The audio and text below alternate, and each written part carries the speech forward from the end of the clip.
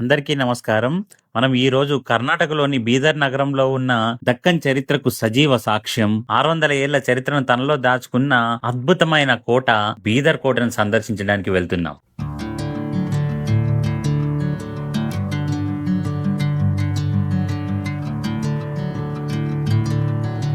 మనకు ముందుగా బీదర్ నడిబొడ్డున ఉన్న ఈ చౌబారా క్లాక్ టవర్ స్వాగతం పలుకుతుంది. ఇది 22 మీటర్ల ఎత్తు అయిన స్తూపాకార నిర్మాణము. దీన్ని 15వ శతాబ్దంలో బహమనీ సుల్తాన్ అయిన అహ్మద్ షా వలి నిర్మించాడని తెలుస్తోంది.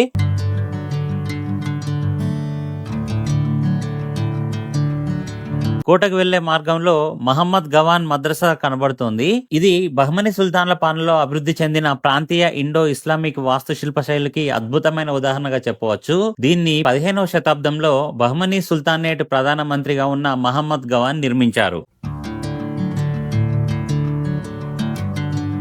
ఈ కోటను బహమనీ సుల్తాన్ అయిన అల్లావుద్దీన్ బహమనీ 1427వ సంవత్సరంలో తన రాజధాని గుల్బర్గా నుండి బీదర్ కు తరలించినప్పుడు కట్టించాడని చరిత్ర ద్వారా తెలుస్తోంది. చూడండి, ఎర్రటి లేటరైట్ రాళ్లతో నిర్మించిన ఈ ప్రహరీ గోడలు ఎంత ఎత్తుగా, ఎంత బలంగా ఉన్నాయో. వీటి చుట్టూ లోతైన కందకం ఉండి శత్రువులు కోటలోకి ప్రవేశించడం దాదాపు అసాధ్యమే. ఇప్పుడు మనము కోట లోపలికి వెళ్తున్నాము. ఇక్కడ కనిపించే ప్రతి భవనం ఒక కథ చెబుతుంది. ఈ కోటలో నడుస్తుంటే శతాబ్దాల క్రితం రాజులు, సైనికులు, గుర్రాల శబ్దాలు ఇక్కడే మార్మోగినట్లుగా అనిపిస్తుంది. చరిత్ర అంటే ఇష్టం ఉన్న వారికి ఈ ప్రదేశం నిజంగా ఒక స్వర్గం.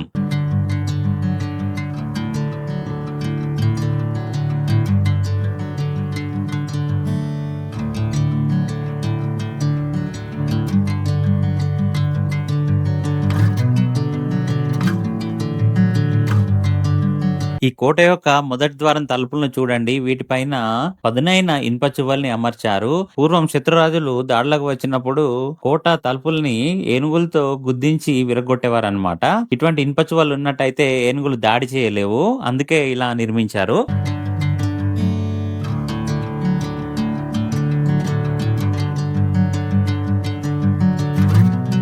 ఈ లోపలి గుమ్మం యొక్క బురుజల పైన చక్కని రంగులతో ఏమో రాసి ఉన్నది చూడండి.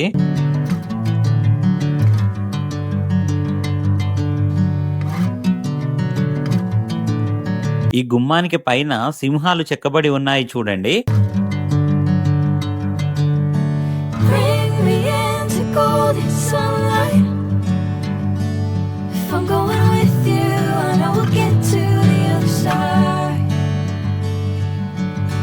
Sinking in, I know this feels right. Catching a crazy love, moving through me like a wildfire, like a wildfire.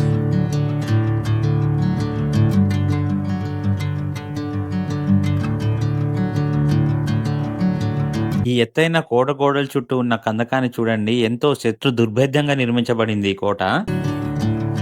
Never the same. Never you calling my name, I'm taking my sweet time. Hey, whatever the plan, I know I'm holding the best of me out of my hand. ఈ కిటికీని చూడండి, ఒక అందమైన కళాఖండమే. I know you always understand. Bring me into golden sunlight. If I'm going with you, I know we'll get to the other side.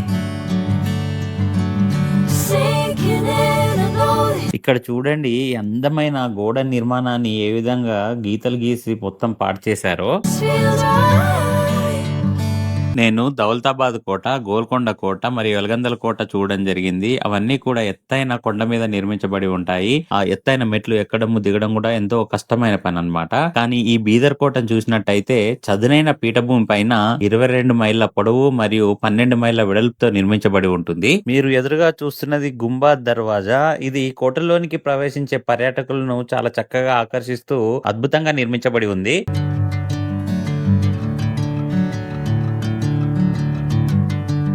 ఇవి గుంబాజ్ దర్వాజాకు అమర్చబడిన భారీ తలుపులు.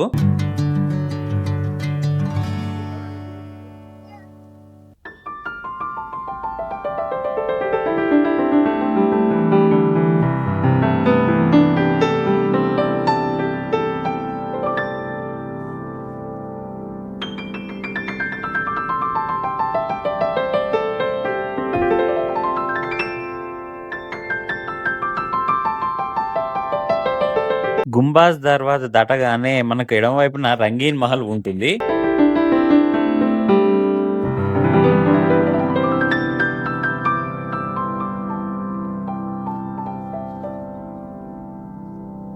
రంగీన్ మహల్ కి తాళం వేసి ఉండడం తోటి దూరం నుండి తీయడం జరిగింది. దీని లోపల నిర్మాణం అంతా కూడా రంగులతో చాలా అందంగా ఉంటుందంట.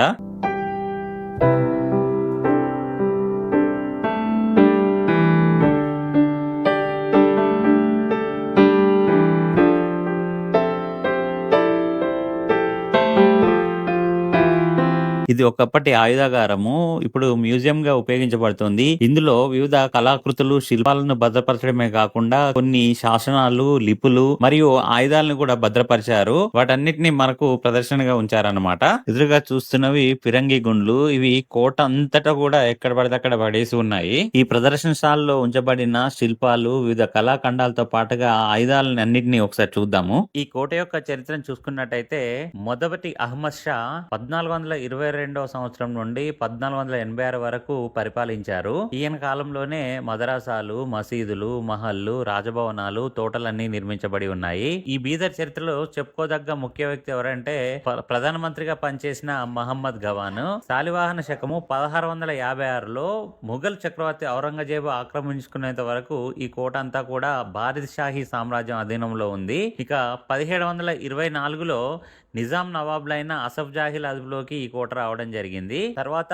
1751 నుండి 1762 మధ్య అసఫ్ జా మూడవ కుమారుడైన నవాబ్ సయ్యద్ మహమ్మద్ ఖాన్ అసఫుద్దౌలా బీదర్ కోట నుండి సామ్రాజ్యాన్ని పాలించాడు. తన తమ్ముడు మూడవ మీర్ నిజాం అలీ ఖాన్ అసఫ్ జా ఇతన్ని కోటలో బంధించి 1763 సెప్టెంబర్ 16లో హత్య చేయించే వరకు అతని పాలన కొనసాగింది. బీదర్ కు పాత పేరైన మహమ్మదాబాద్ కూడా ఇతని స్మృతిలోనే పెట్టబడింది. ఆ పైన ఈ సామ్రాజ్యము బీజాపూర్, గోల్కొండ, అహ్మద్ నగర్, బీదర్ మరియు బేరార్ అను 5 ప్రాంతాలుగా విడిపోయింది.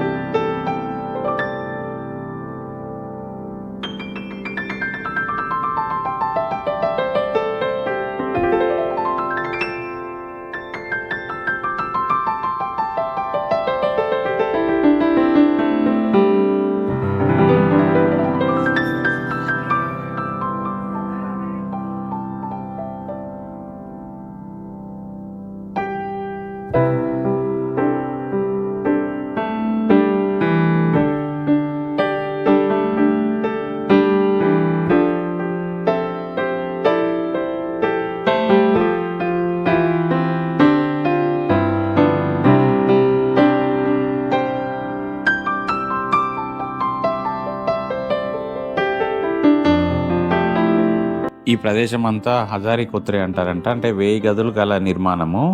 ఇక్కడ చూస్తుంటే సమావేశాలు, వేడుకలు జరుపుకునే వేదికలాగా కనబడుతుంది.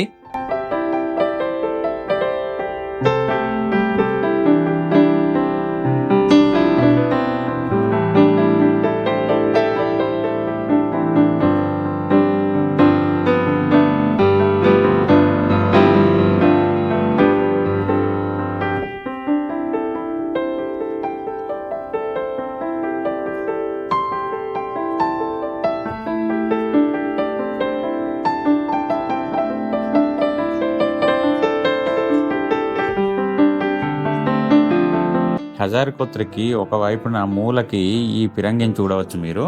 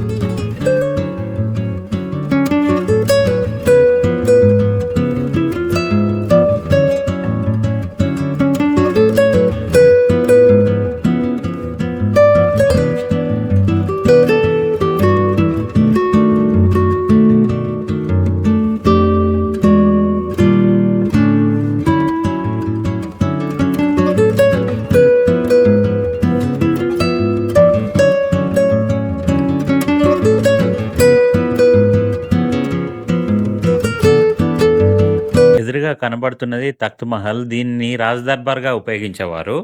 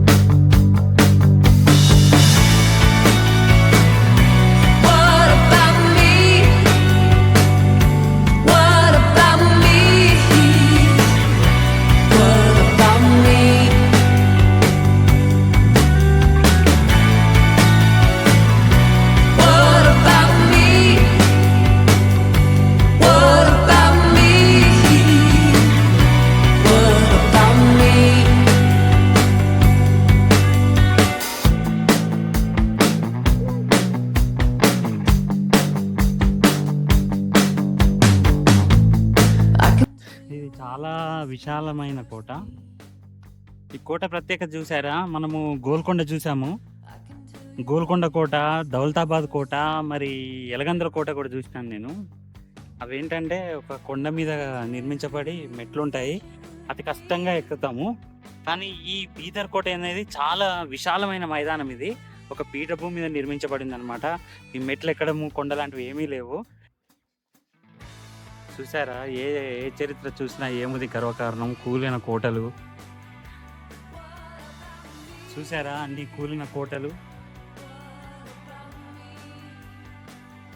ఏమీ లేవు.